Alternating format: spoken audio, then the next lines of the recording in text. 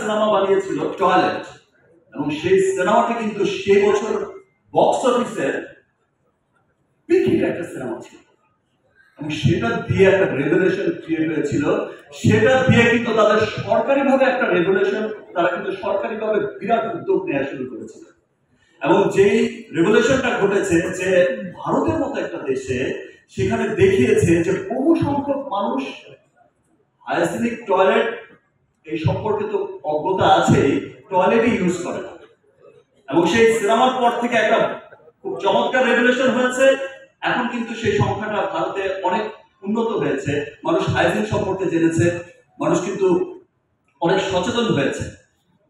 আজকের এই যে রেভুলেশনটা শুরু হয়েছে, আজকের এই ক্যাম্পেইন, ডায়ালগসের এই ক্যাম্পেইনের মধ্য দিয়ে, এটা একটা মহতী উদ্যোগ। আমাদের দেশেও কিন্তু অনেক মানুষ আছেন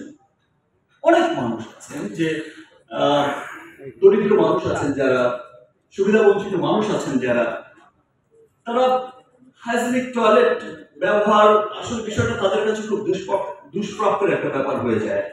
আবার অনেকেই আছেন যারা আমরা সলভেন্ট, তারা হচ্ছে যে হাইজেনিক একটা টয়লেট ইউজ করতে হবে সেই বিষয়ে কিন্তু অনেক অজ্ঞতা আছে। না, টয়লেট ক্লিনার, টয়লেট একটা তো হলেই হলো।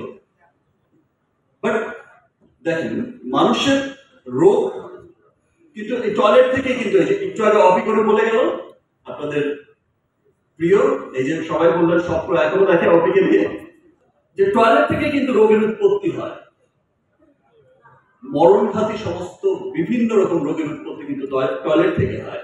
এবং অপি যেটা বলে গেল যে বাসাটা আপনি যেমনই করেন, টয়লেটের হাইজিনটা কিন্তু প্রথম।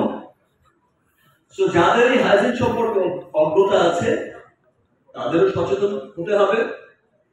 একটা ডায়ালগসের মতো একটা চমৎকার প্রোডাক্ট ব্যবহার করে তাদের টয়লেটকে কতটা হাইজিন রাখা যায়, স্বাস্থ্যকর রাখা যায়, সেই ব্যাপারে তাদেরও সচেতন হতে হবে। আর যারা সুবিধা বঞ্চিত মানুষ আছে, SDM as a brand ambassador এখানে ঘোষণা দিয়ে গেল যে আমরা যারা বন্যা কবলিত যারা আছে তাদের জন্য ডায়ালগসের পক্ষ থেকে আমরা তাদের জন্য সুন্দর টয়লেট নির্মাণ করবো।